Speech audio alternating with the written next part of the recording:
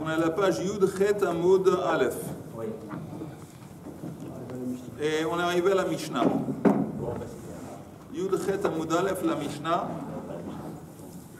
Maschulos Kenim Meziknei Beit Din. Alors on parle encore une fois du Kohen Gadol qui se trouve, il a quitté sa famille, ça fait une semaine qu'il habite dans cette pièce dans le temple, Parhedrin ça s'appelle. Maschulos Kenim Meziknei Beit Din Vekorin Lefanav Beseder Hayom. Et il y a des Talmidei Chachamim qui lui lisent Seder Hayom. C'est quoi Seder Hayom? C'est les extraits de la Torah, ou les portions de la Torah qui parlent de Yom Kippour. Regardez le Rashi. Korin lefanav beseder hayom, parashat achrei mot, v'chen kol shivat hayamim. Pendant les 7 jours avant Yom Kippour, il y avait des chachamim qui venaient et qui lisaient et bien sûr expliquaient la section de la Torah qui parle de Yom Kippour au Kohen Gadol pour le préparer. Ve'omrim lo ishi Kohen Gadol kra ata b'ficha shema shacharta o shema lo lamadata. Et il lui disait, Kohen Gadol, lis-toi le texte, peut-être tu as oublié, c'est-à-dire que tu as oublié ce qu'il fallait faire, et peut-être tu n'as jamais appris. Erev Yom Kippourim shacharit, la veille de Yom Kippour, le matin, Ma'amidin oto b'sha'ar mizrach, on le plaçait à l'entrée de la cour Sha'ar Mizrach, à l'est, Ve'ma'avirim lefanav parim ve'ilim ukvasim. Et on faisait défiler devant lui des vaches, des béliers, des moutons.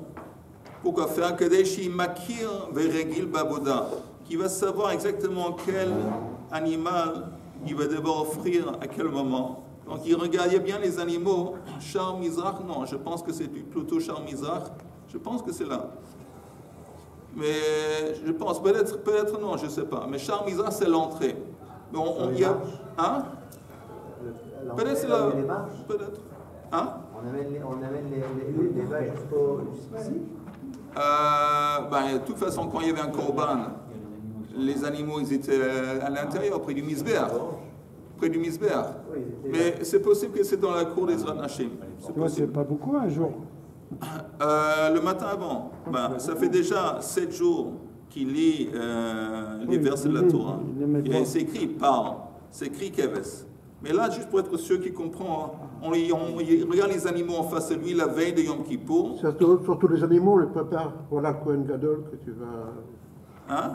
C'est surtout les animaux, on les prépare. Voilà le Kohen Gadol que tu vas avoir demain. Qui vont pas avoir un choc. Et c'est à part des tamides. Pardon? C'est à part des tamides. Oui, mais écoute, ça comprend le tamid, le korban tamid, le keves. Parce que, encore une fois, il faut juste préciser, tout le service Yom Kippour, tout est fait par lui. Tous les jours? Non, Yom Kippour.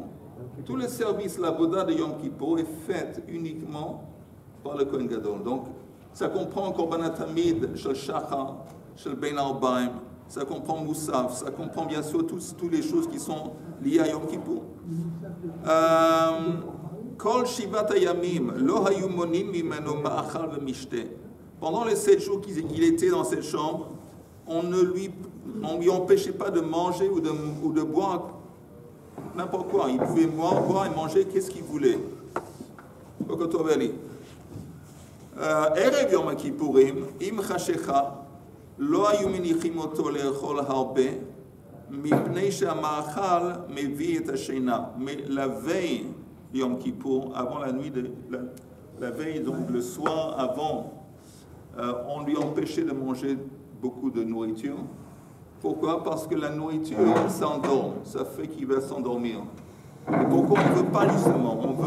On veut empêcher qu'il va dormir. Pourquoi? Parce qu'on a peur que s'il va dormir, il risque, pendant qu'il risque d'être un Baal Keri, une pollution nocturne.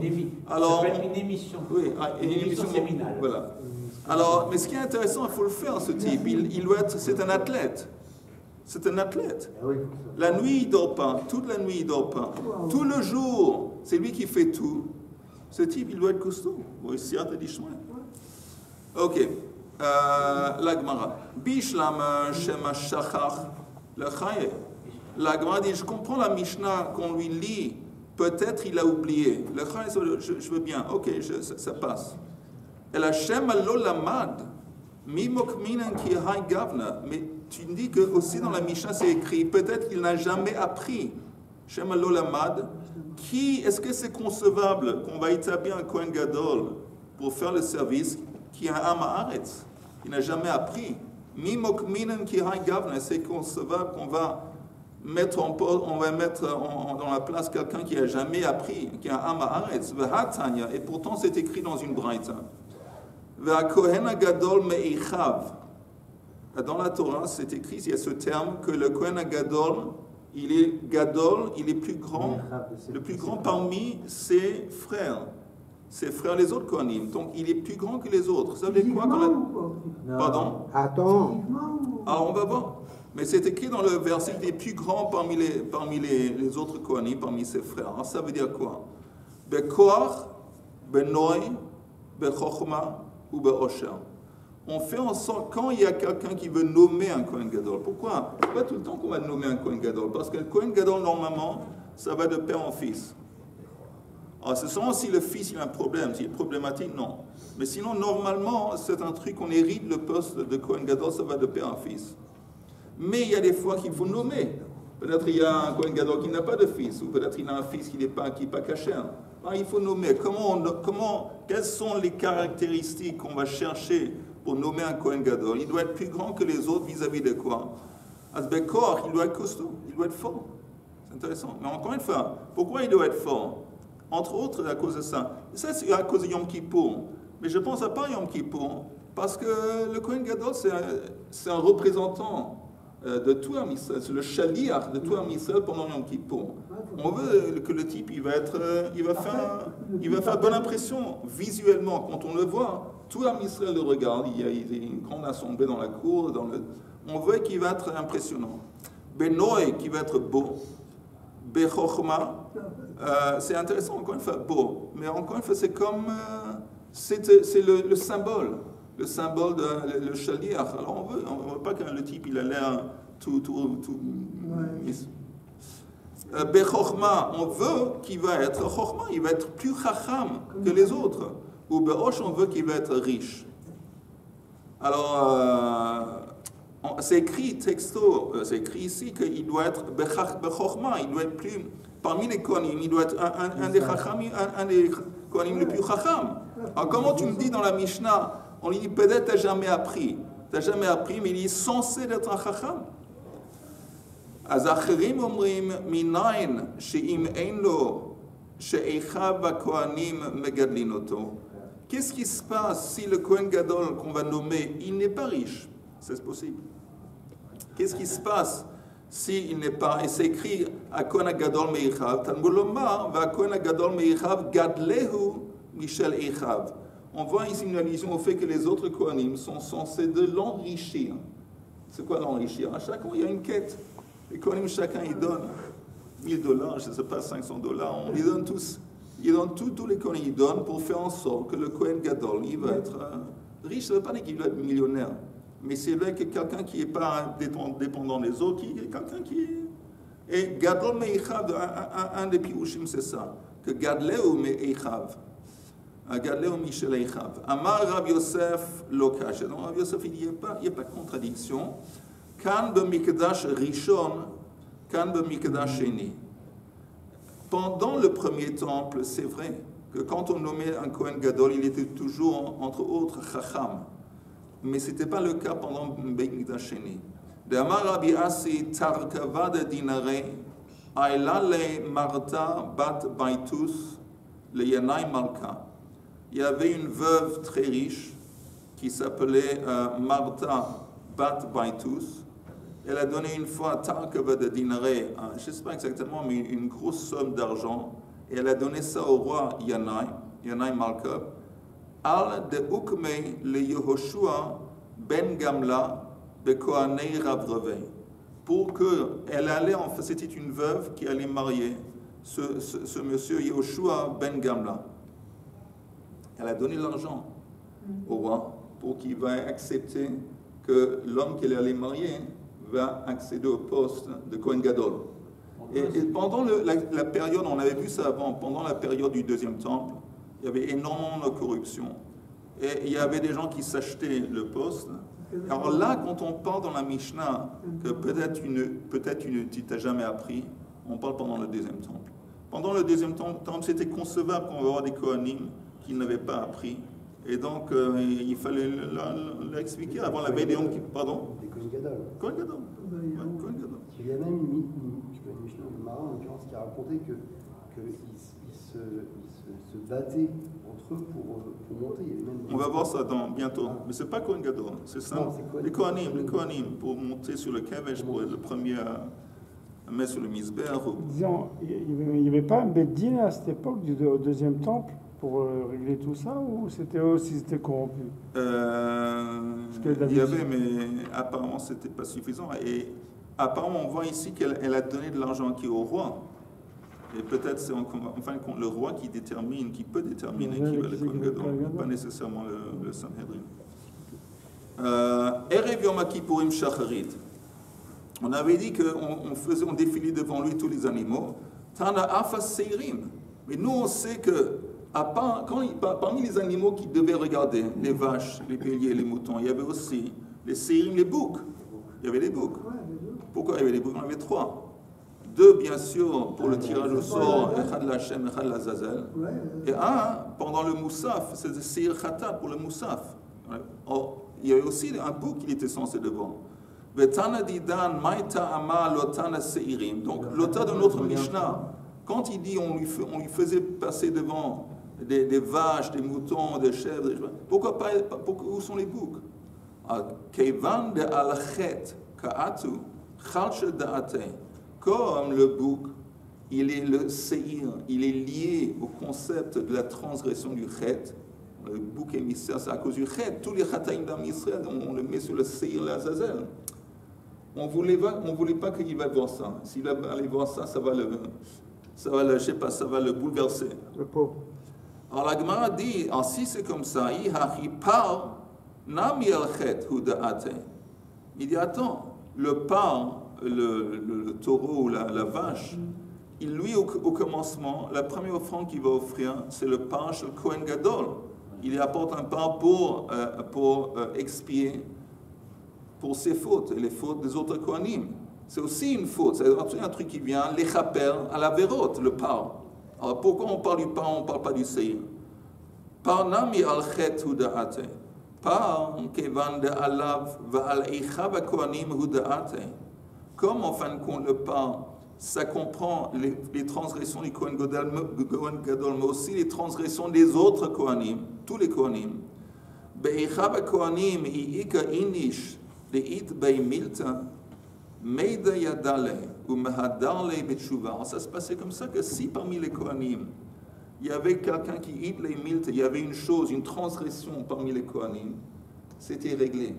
Pourquoi c'était réglé? Parce que c'était un groupe assez restreint de personnes, tous les Kohanim. Et les gens, ils savaient. C'est quoi un chet?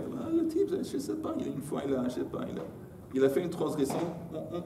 On sait de qui on parle, on sait de quoi il s'agit, et on l'aide à faire tchouva. On vient en écoute. C'est pas pareil. On le hochir tochir et amitecha. Doagim leze que il ressort de tchouva. Donc c'est vrai que le chet est associé au pain, mais c'est pas vraiment un truc qui va le bouleverser parce qu'il sait même s'il y a un chet, ça va se régler. Le type il va faire tchouva. Mais Bekuluhu Israël, quand on parle du seir qui porte les transgressions de tout un Israël, l'oyada, on ne sait pas. On ne sait pas qui a transgressé et de quelle transgression on parle. Alors de là on dit Amar Ravina Hainu de Amrainche. C'est de ça que parle le proverbe, que dit le proverbe Ibar achatir dayala. Si le fils de ton frère est un policier, Ibar achatir dayala have, Chazé, constate, regarde, Beshuka kamei lotachalif. quand tu le vois dans le chouk, tire-toi. Tire-toi qu'il ne va pas te voir. Pourquoi? Parce que comme c'est le fils de ton frère, ça veut dire qu'il te connaît.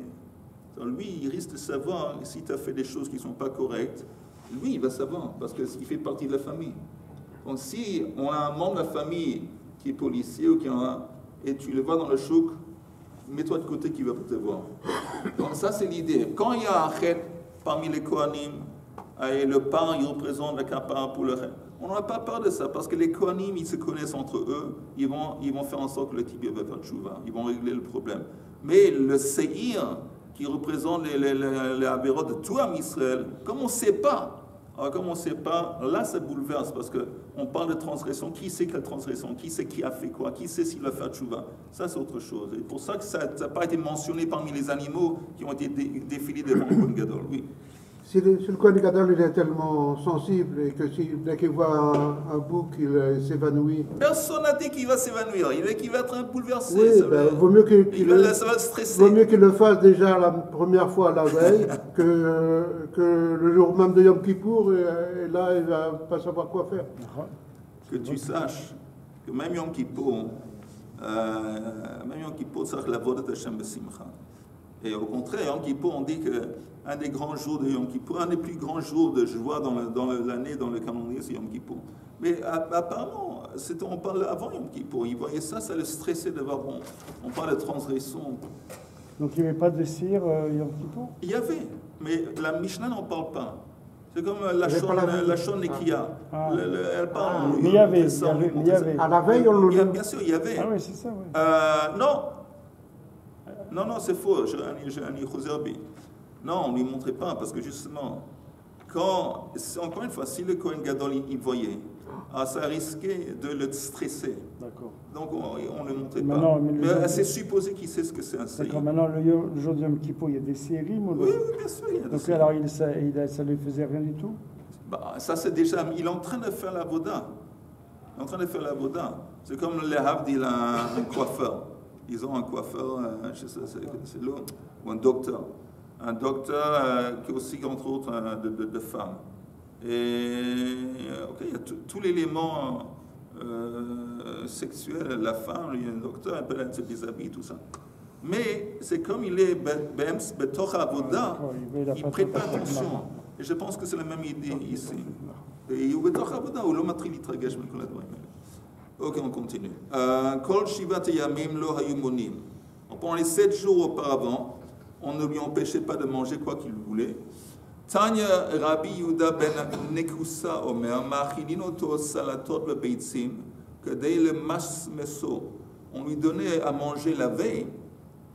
Je ne sais pas exactement de quoi consistent ces salades, mais des salades et des œufs. Que dès le Masmeso, apparemment, Rashi dit Salatot Beitzim, que dès le Masmes. On lui donnait ça à manger la veille de Yom Kippour pendant la journée.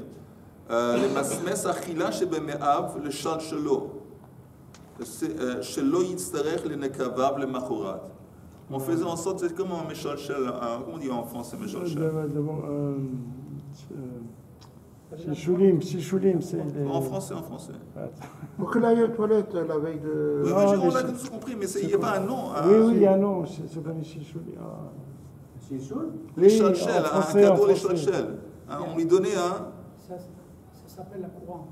C'est les intestins. De toute façon, on lui donnait des œufs, apparemment, c'est cela pourquoi faire? Pour faire en sorte qu'il va aller à la toilette. Avant Yom Kippour, ça va le vider, pour qu'il ne va pas avoir besoin, pendant le service, d'interrompre et aller à la toilette. Le stress, vous savez, je ne sais pas si des examens vous en avez passé, mais juste avant, Il y a justement, je pense qu'il y a un autre pirouge qui dit contre Rashi, qui dit à four. Il dit au contraire, les œufs, c'est connu, les œufs, ça ne va pas à l'échalchel. Ça constipe. Et il y a une autre explication. La diarrhée. D'accord, la diarrhée. Oui, je parle des l'échalchel. De toute façon, c'est pas important. Mais on dit que les œufs, ça constipe. Il y a une autre qui dit, on lui donnait des choses pour le constiper. pour qu'il va pas, quoi que ce soit, on essaie d'empêcher qu'il va devoir aller à la toilette pendant le service Yom Kippour. Ça s'appelle la Ce qui diarrhée. consiste, c'est le chocolat. La diarrhée. La diarrhée, ok, très bien. Le coca.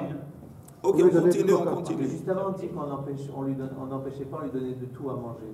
Oui, pendant les 7 jours, à part la veille de Yom Kippour. La veille de Yom Kippour, alors on lui donnait des plats spéciaux, tu marques l'eau qui est chez les autres, ou pour qu'il va à la toilette se vider, ou pour le constiper. אמרו לו, כל שכן שאתה מביאו לידי חימום. Il dit, mais attends, si tu lui donnes des œufs, apparemment, il y a un autre problème que chimoum. Chimoum, ça risque, il y a des aliments qui risquent de faire qu'il va être balkéri. Et tu lui donnes des choses qui risquent d'être balkéri. Et ça, c'est pas bien. Tanya sumchus amar mishum Rabbi Meir. Ein ma'achilin oto lo avi. Velo, ve'amrila lo abavi. On ne lui donnait pas, ces mots abavi, c'est des rachei tevot, on va en parler. On ne lui donne pas à manger ces aliments. Ve'yesh omrim af lo yain lavan. On ne lui donnait pas à boire non plus du vin blanc. Lo avi, c'est quoi avi? Lo etrog, velo beitzim, velo yain yashan. Alors le avi, c'est aleph, c'est etrog, bet, c'est des œufs. Et le yud à la fin, c'est du vin qui est vieux. Pourquoi? Parce que c'est des choses qui mevi'im l'idée keri. V'amrila lo abavi, lo etrog, lo beitzim, lo basar shamen, lo yain yashan. Ve'yesh omrim af lo yain lavan. Mipnei shayain lavan mevi et adam l'idée tuma. Tanu Rabbanan. Zav tolin lo b'ma'achal. Vechol minei ma'achal. Maintenant, un zav, une zava, une femme qui zava, ça s'exprime par le fait qu'il y a du sang, un écoulement de sang, et pas pendant la période de temps où il est censé être nida.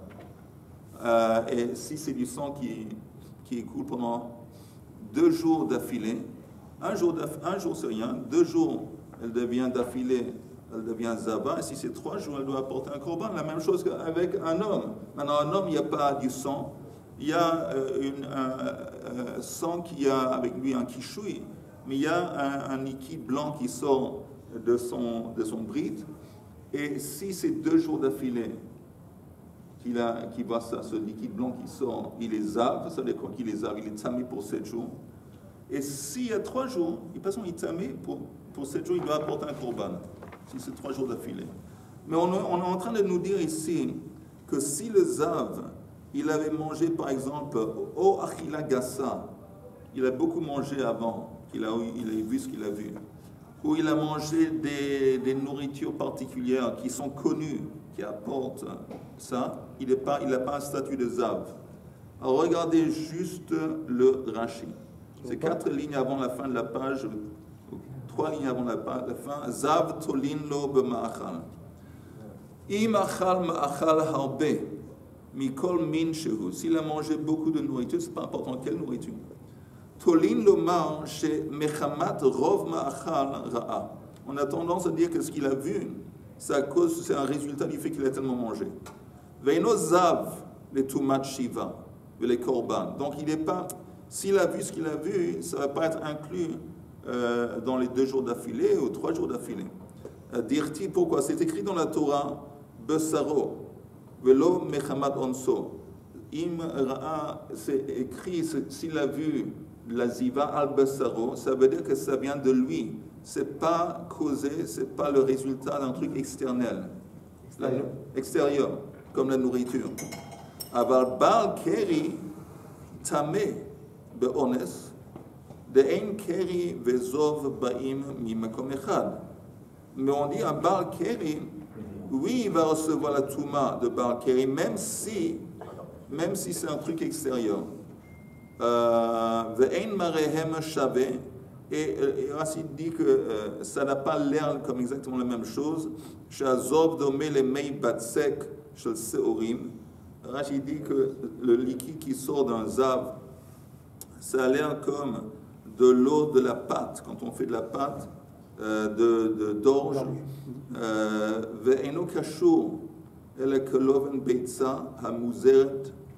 Et c'est pas tellement solide, c'est comme dit dans un autre exemple, quand on fait un œuf.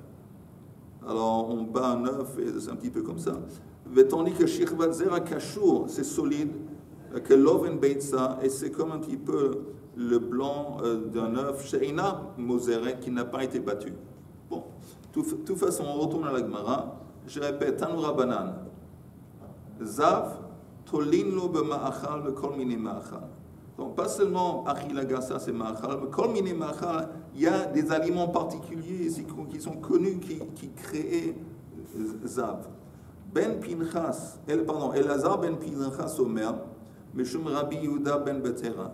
Ein ma'achilin oto lo chagvi velo gabam, velo kol advarim hameviim lidei tuma, lo chagvi, lo chalav, velo gvina, velo beitza, velo yain.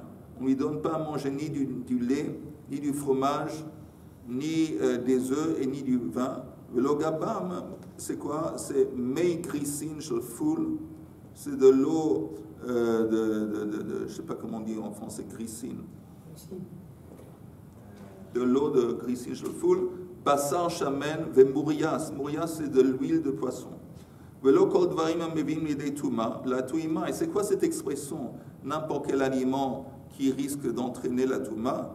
Maïli ituye, had tanura banana. Chamisha dvarim mevim et adam lidei tuma. Il y a 5 choses qui risquent de créer, d'engendrer la touma. Ça veut dire encore une fois une émission nocturne. Ve'eluhen, hashum, l'ail, on tourne la page.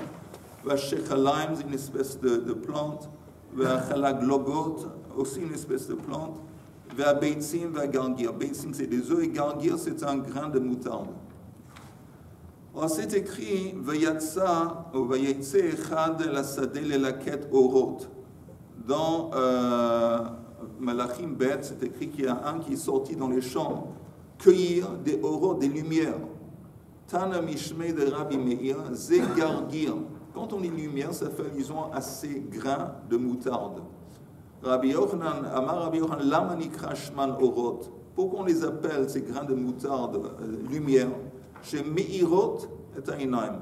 Apparemment, quand on mange ces grains de moutarde, ça fait briller les yeux. Que ça va avec le tomate? Hein? Parce qu'entre autres, à part le fait que ça fait briller les yeux, ça aussi ça engendre la touma. Ah bon? Ça fait partie de la liste. Des vitamines. C'est pas la moutarde qu'on achète aujourd'hui dans le supermarché, mais il y avait des grains de moutarde. Et ici, il y a même une précision. Amar Rab Huna gargir. Ah pardon.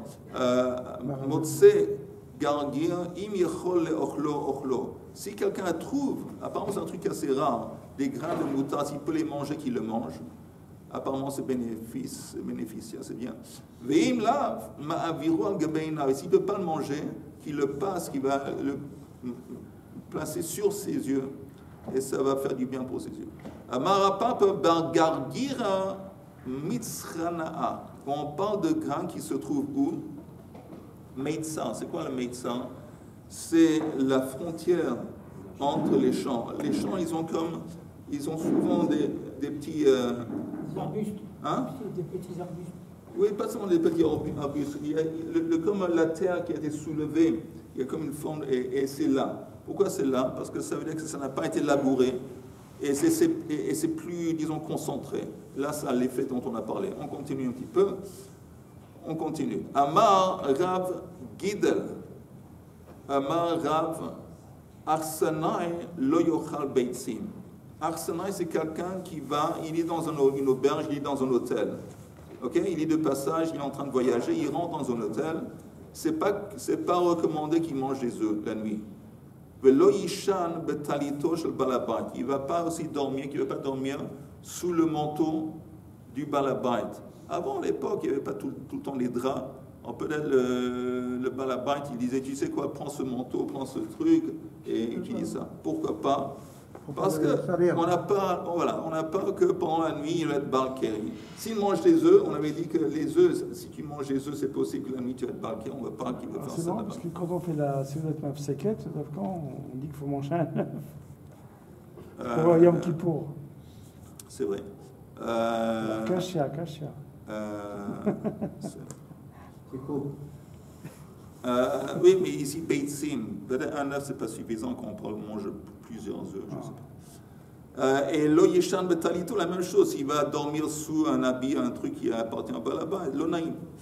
Belashon amerta. Rav, qui mikle le darshish.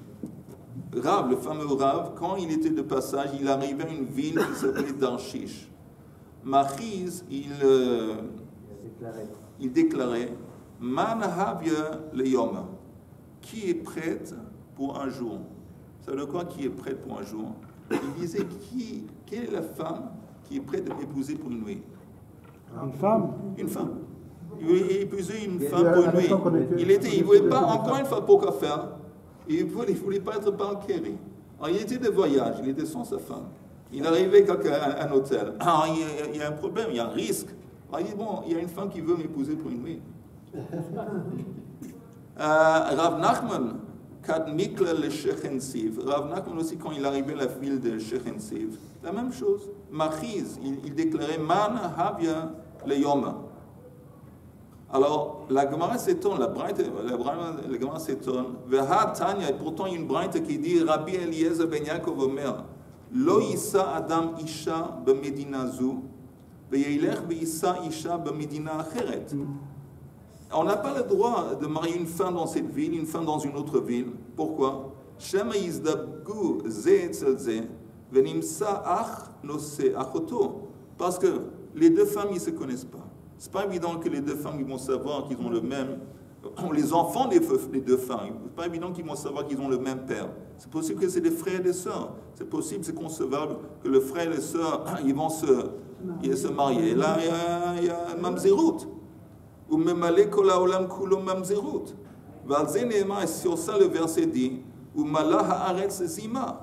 Donc la question c'est quoi ce comportement, c'est quoi cette idée que les rabbins ils arrivent, et il y a une femme qui veut m'épouser pour une ville, c'est-à-dire qu'il était de passage ici à Marseille, il marie une Marseillaise, il était, je sais pas, il était à Paris, il a marié une Parisienne, ça crée des problèmes, un risque de mamzerout. Quand on dit Rav, c'est qui? C'est Rav, le fameux Rav. Wow. Alors la Gemara explique, Amre Rabbanan Kala Idlehu. D'abord, il faut savoir que les Rabbanan, ils ont un col. Ça veut dire qu'on avait dit qu'on a peur que les enfants de ces femmes ne vont pas savoir qui est le père. Mais ce n'est pas le cas si le père c'est un chacham.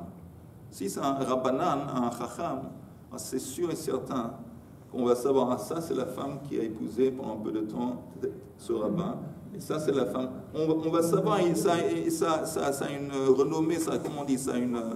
On en parle. Donc il n'y a pas de risque. La femme qui décidait d'épouser. C'est un cas hétérique. La femme qui décidait d'épouser. Apparemment. Divorcer juste après, alors ça dépend. J'imagine que oui. C'était l'époque où vous pouvez avoir deux femmes. Oui. Non. À l'époque, il n'y avait pas vraiment plusieurs femmes. Mais peut-être encore une fois, il dit le chadium. C'est une femme pour un jour. Pour un jour. Maintenant, quel est l'intérêt de cette femme? Parce que cette femme, en fin de compte, elle va devenir divorcée. Peut-être c'est le fait qu'elle risque... Je dis, on va voir bientôt. On a entendu des histoires comme ça au Maroc, des voyageurs. Oui, moi, chaque village, ils avaient ma femme, elle raconte que son grand-père, son arrière-grand-père, il avait des femmes partout. C'était un grand race. C'était la belle époque. Oui. Mais... C'était caché. Alors, oui, c'était caché. C'est pour ça que j'ai dit c'était la belle époque. En attendant, une explication, c'est Rabbanan Kala Ile. Les Rabbanan, mais attendez, on va voir. Veha Rabba, mais il y a un autre problème. Rabba dit un enseignement, Tavua linase, venit paisa. Si quelqu'un a offert à une femme une offre de mariage, venit paisa, elle a accédé, elle a accepté. Sricha leishev shiva nekiim. Elle doit 7 jours d'affilée. Elle peut pas avoir des relations conjugales avec son fils. Parce que c'est possible qu'elle est devenue nida. Pourquoi c'est possible qu'elle est devenue nida? Rashi dit Sricha leishev shiva nekiim. Miyom sheni tratzet. À partir du moment qu'elle a accepté l'offre de mariage. Pourquoi? Shema mechamat chimud. Parce que la femme, une fois qu'elle elle sait qu'elle va envers le mariage, peut-être elle a l'envie, une envie sexuelle qui s'est éveillée, et cette envie, ça risque d'engendrer du sang. Ça risque de créer, risque de saigner un petit peu. Donc on dit, écoute, tu me dis ce scénario que le rab il débarque dans une ville, il dit qui veut marier. Si la femme dit, ok, moi. Et nous, on sait qu'une fois qu'une femme accepte l'offre de mariage, il y a un risque qu'elle devienne nida. Ça veut dire que quoi? Il peut pas, pendant les 7 jours après, cohabiter avec cette femme parce que c'est possible qu'il est nida. Non, mais avant d'arriver dans la ville, il envoie un. Oh, t'es en forme ce matin. Alors justement, la Gemara dit, Rabbanan, Odouye havu moduluhu mikedem. Les Rabbanan en question, c'est pas qu'ils arrivaient à la ville et sur place. Avant d'arriver, déjà avec comme dit SMS, ils ont envoyé un message et ils préparaient avant quelle est la femme qui veut. Donc ça se passait une semaine avant, donc il n'y a pas de problème de nida. Ils ont envoyé un chaliar pour préparer tout ça. Si tu veux, je te donne une autre explication. C'est pas, même sans l'idée qu'ils préparaient ça une semaine avant,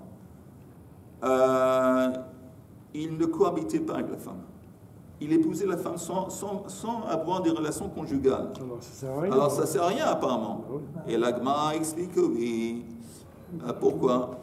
Les filles, she'eino domé, mi sheyesh lo pat besalo, le mi she'eino pat besalo. Parce qu'il y a une différence de base. Quand on sait qu'il y a du pain dans le panier, c'est pas la même chose que quand on sait qu'il n'y a pas de pain dans le panier. Oui, comment est-ce qu'il y a une envie comme ça? Il y a une envie qu'on n'a pas. Il n'y a pas le type, il est privé de femme. Alors là, il y a un risque, il est privé de femme, il risque de qui sait quoi.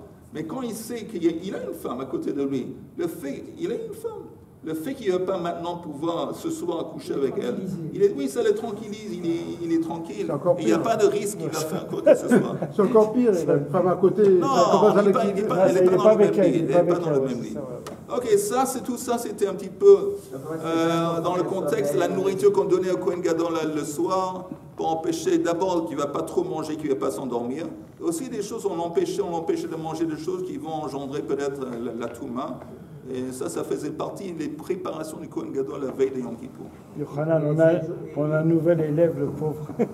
J'ai tout compris. Hein. Mais tu as peur qu'il a été traumatisé par le sujet? Non, pas du tout. Eliezer, shalom. Gemar Khatima Tova.